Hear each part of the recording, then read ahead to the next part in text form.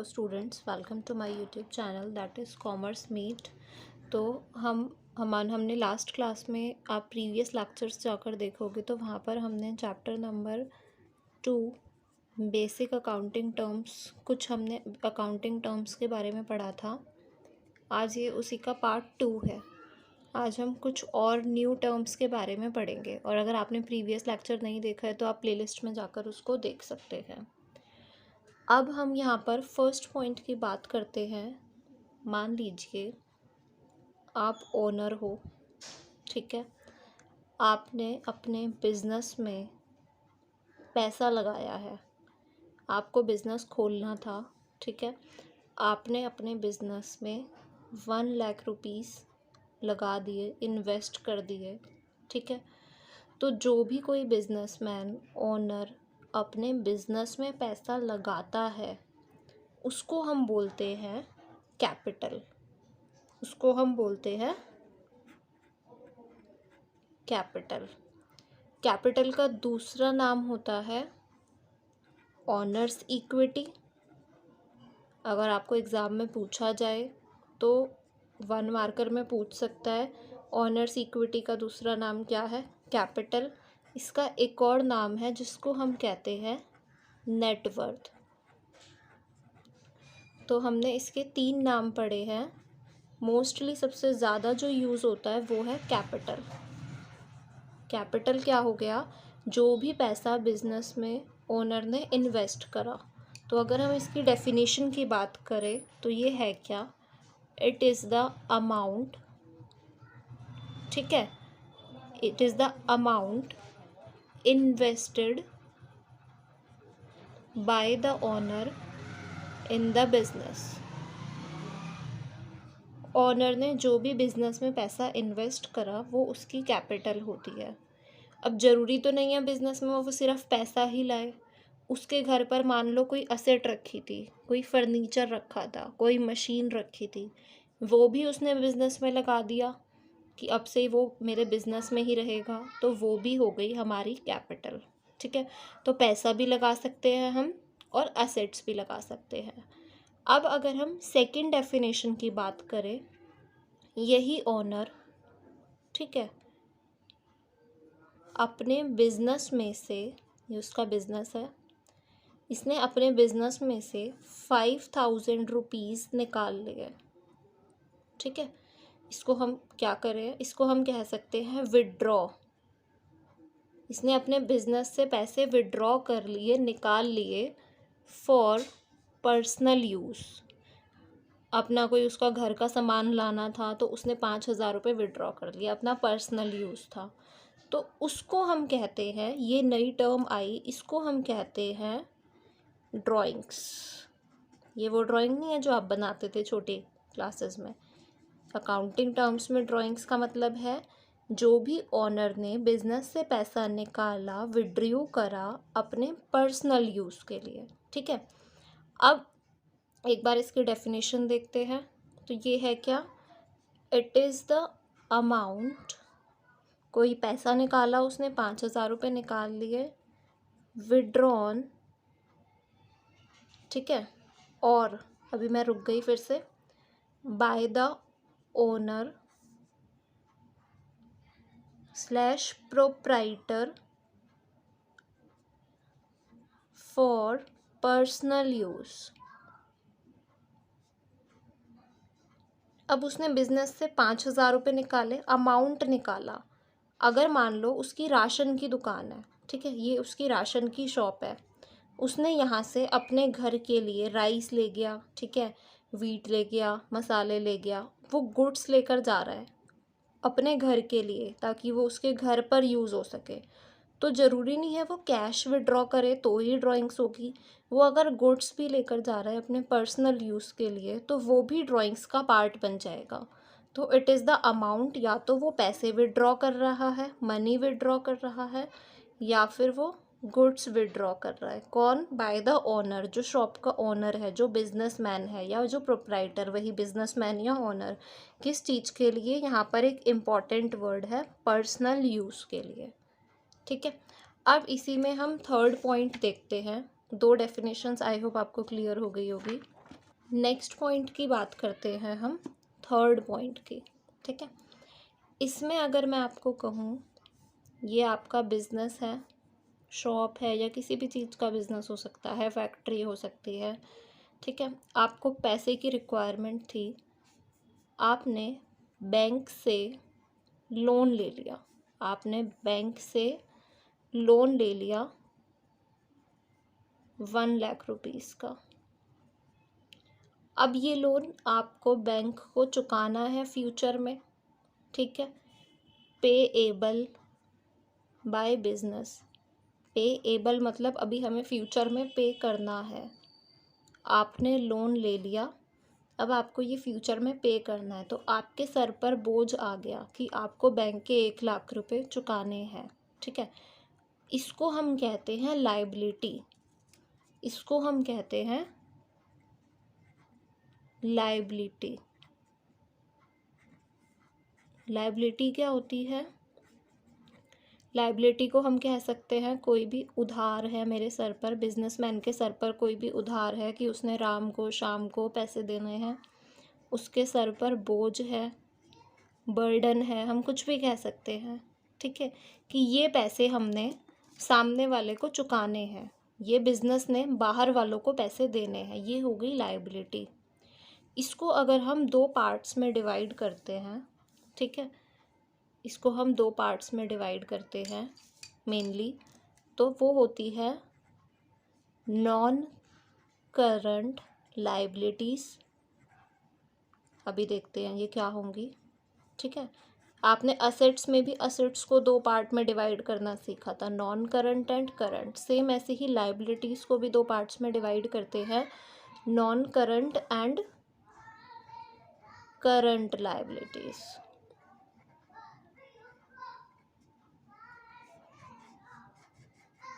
ठीक है, अब नॉन करंट लायबिलिटी क्या है? लंबे समय की लायबिलिटी। जैसे ये जो लायबिलिटी है उधार ही है, नॉन करंट का मतलब ये आपको पे करना है 12 महीने के बाद, पेएबल आफ्टर 12 मंथ्स। ये आपको पेएबल का मतलब फ्यूचर में पे करना है, पेएबल आफ्टर 12 मंथ्स।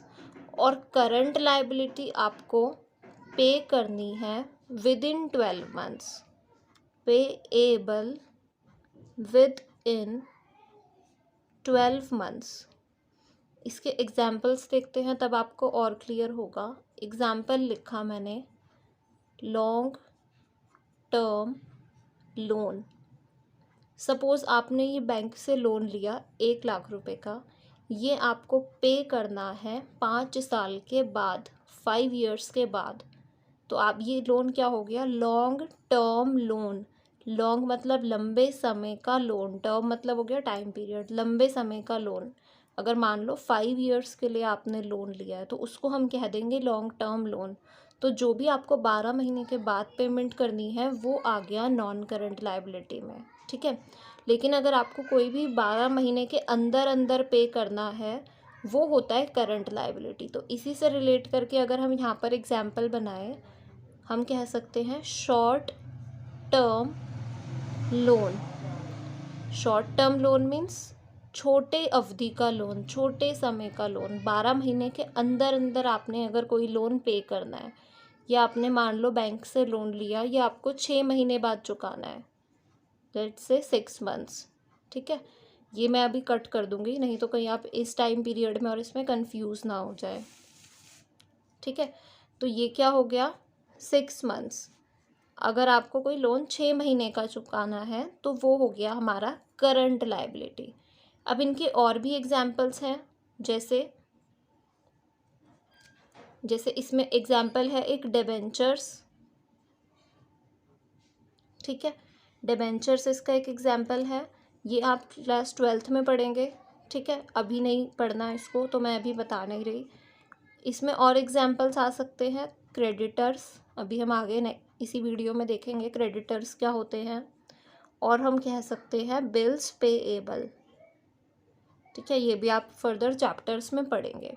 तो लाइबिलिटी दो पार्ट्स में डिवाइड हो गई। लाइबिलिटी मतलब बिजनेसमैन के या बिजनेस के सर पर जो उधार है, बिजनेस के सर पर जो उधार है, तो उसको दो पार्ट्स में फर्दर कैटेगराइज करा, non current liability and current liability.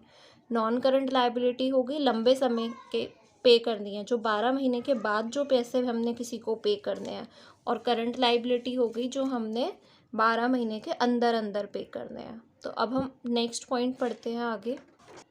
अब हम आगे बात करते हैं, हमने थर्ड पॉइंट का 3 पॉइंट्स पढ़ लिए। फोर्थ में अगर हम देखें, आपकी शॉप है या आपका बिजनेस है, वहाँ पर गुड्स होते हैं, ठीक है, सामान होता है आपकी दुकान पर जिसको आप बेचते हो, ठीक है। अगर अब हम इसमें बात करें, मान लीजिए, ठीक है, ये आपकी शॉप है और ये कोई कस्टमर है, आपने इसको गुड्स सेल करे, आपने इसको गुड्स सेल करे, इसने आपको क्या दे दिए, पैसे दे दिए, बात ख़त्म। आप इस पर्सन का नाम याद रखोगे, आपने सामान बेचा, इसने सामान खरीद लिया, बात ख़त्म, हमें कुछ नहीं करना। तो इसको हम बोलते हैं कैश सेल, कि हमने सेल करी, उसके बदले में हमें कैश मिल गया, तो इसको हम कहते हैं कैश सेल्स। लेकिन दूसरा कॉन्सेप्ट कई बार होता है, भाई मेरे को कोई पैसे नहीं देता, शॉप है, ये कस्टमर है, आपने इसको गुड्स सेल करे, इसने कहा मैं आपको 15 दिन बाद पैसे दे जाऊंगा या 1 मंथ बाद पैसे दे जाऊंगा, ठीक है। इसने कहा पेएबल आफ्टर 1 मंथ, इसने कहा मैं आपको 1 महीने बाद, आप मुझे सामान दे दो, मैं अगले महीने जब आऊँगा मैं आपको पैसे दे जाऊँगा। तो अब ये हो गया उधार, मतलब मेरे पास से सामान तो चला गया लेकिन पैसे तो आए नहीं, तो इसको हम बोलते हैं क्रेडिट सेल। उधार पर सामान बेचा है हमने, अभी वो हमें पैसे देगा।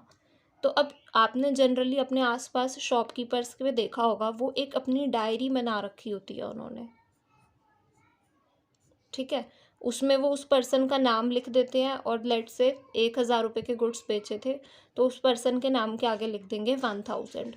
फिर कोई और कस्टमर आया होगा जिसने 500 रुपये देने होंगे, उसके आगे लिख देंगे 500, ठीक है। तो शॉपकीपर अपनी डायरी में रिकॉर्ड कर रहा है, क्योंकि उसको इन सब के नाम याद रखने थोड़े मुश्किल है, तो वो उनकी रिकॉर्डिंग रख रहा है कि मुझे इससे इतने पैसे लेने हैं, इससे इतने पैसे लेने हैं। तो इन लोगों को जिन्होंने हमें पैसे देने हैं, इनको हम कहते हैं डेटर्स, ये पर्सन कहलाएगा डेटर्स। तो डेटर्स क्या होते हैं, एक बार हम इसकी डेफिनेशन देखते हैं, ठीक है। डेटर्स हो गए goods when sold to a person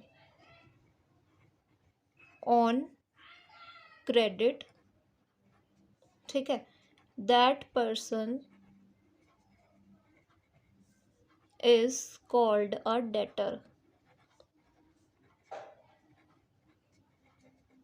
because he owes that much amount to the enterprise।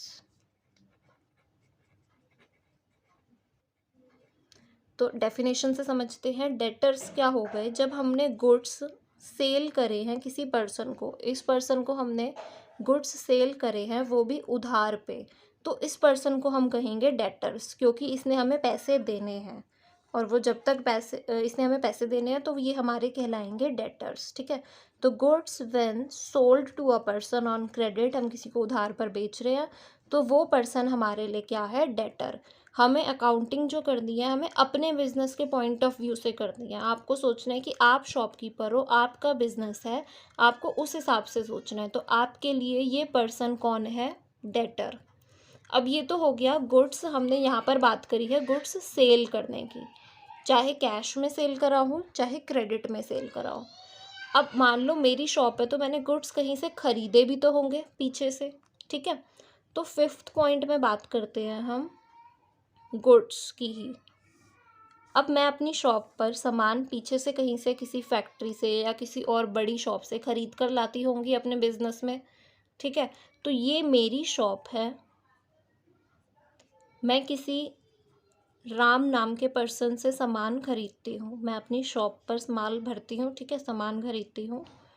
Purchase करे गुड्स, और उसके बदले में मैंने इसको क्या दे दिए, पैसे दे दिए। बात ख़त्म, सामान आ गया, पैसे चले गए, अब मुझे कोई मतलब नहीं है। तो इसको हम कहते हैं कैश परचेजेस। पैसा आया, सामान आया, पैसे चले गए, इसको हम कहते हैं कैश परचेजेस। लेकिन ऑन द अदर हैंड अगर मैं बात करूं, मेरी शॉप है, राम से मैंने गुड्स परचेज करे, परचेज गुड्स, और मैंने कहा मैं आपको पे कर दूंगी 1 महीने बाद, 15 दिन बाद ले लेते हैं, पेएबल आफ्टर 1 मंथ। मैंने इससे गुड्स ले लिए और मैंने कहा आपको मैं 1 मंथ बाद पे कर दूंगी। कुछ भी हो सकता है, यहाँ पर ज़रूरी नहीं है कि हर केसेस में सेम रहेगा ऊपर नीचे। तो यहाँ पर 15 मंथ्स, 20 डेज कुछ भी हो सकता है। तो इतने टाइम बाद मैं आपको पे कर दूंगी, ठीक है। तो अब किसके सर पर बोझा है, किसके सर पर बोझा है? ये जो मेरा बिज़नेस है, मेरे बिज़नेस के ऊपर बर्डन है कि मैंने उससे मान लो 1 लाख रुपए के गुड्स खरीदे थे, तो मुझे अब उसको वो 1 लाख रुपए के गुड्स के पैसे पे करने हैं। तो ये जो पर्सन है, ये मेरे लिए क्या कहलाएगा? ये पर्सन मेरे लिए कहलाएगा क्रेडिटर। ये पर्सन मेरे लिए कहलाएगा क्रेडिटर। तो क्रेडिटर देखते हैं क्या होते हैं, डेफिनेशन देखते हैं। क्रेडिटर इज़ अ पर्सन, ठीक है, क्रेडिटर है ये पर्सन। अब क्या है मेरे लिए? क्रेडिटर है कि मैंने इसको पैसे देने हैं। तो क्रेडिटर कोई पर्सन भी हो सकता है, कोई और बिजनेस भी हो सकता है, ठीक है। तो और enterprise to whom an enterprise owes amount against credit purchase of goods or services, credit purchase of goods और सर्विसेज। तो यहाँ पर क्या हुआ, क्रेडिटर एक पर्सन है या फिर कोई बिजनेस भी हो सकता है, कोई सामने वाला पर्सन है या ये कोई फैक्ट्री है, ठीक है। इसको मैंने पैसे देने हैं, टू होम एन एंटरप्राइज, इस हमारे बिजनेस ने उसको पैसे देने हैं। अगेंस्ट, क्यों देने हैं? क्योंकि हमने उससे उधार पर सामान खरीदा था। या फिर कोई सर्विस भी हो सकती है कि मैंने इससे कोई सर्विस ली और मैंने कहा मैं आपको बाद में पैसे दे दूंगी, ठीक है। ओके, तो यहाँ पर आपको एक और पॉइंट का ध्यान रखना है। अगर आपने प्रीवियस वीडियो देखी होगी तो वहाँ पर मैंने आपको करंट असेट्स की हेडिंग में डेटर्स लिखवाए थे। तो डेटर्स हमारे लिए क्या होते हैं?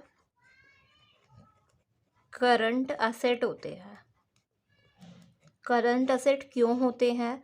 आपने किसी को सामान बेचा, ठीक है, वो आपको 1 महीने बाद पैसे देगा। उस 1 महीने बाद आपको पैसे मिल जाएंगे, आपका राइट है उस पर, ठीक है। मतलब विदिन 12 मंथ्स आपको अगर पैसे मिल जाएंगे तो वो आपके लिए करंट असेट है। तो जनरली डेटर्स हमारा करंट असेट्स का ही पार्ट है। सिमिलरली अगर मैं क्रेडिटर्स की बात करूँ तो क्रेडिटर्स हमारे कहलाते हैं करंट लायबिलिटी। क्रेडिटर्स हमारे किस चीज़ का पार्ट है? करंट लायबिलिटी का पार्ट है, ठीक है। ये हमारे लिए क्या है? ये हमारे लिए है करंट लायबिलिटी, कि हम 12 महीने के अंदर अंदर ये पैसा चुका देंगे, ठीक है। तो ये हमारे लिए होते हैं करंट लायबिलिटी, जो आपको ये 2 बातें और ध्यान में रखनी है। Okay, thank you class. अगर आपको मेरा लेक्चर थोड़ा सा भी हेल्पफुल लगा हो तो प्लीज़ मेरे चैनल को लाइक, शेयर एंड सब्सक्राइब कीजिए।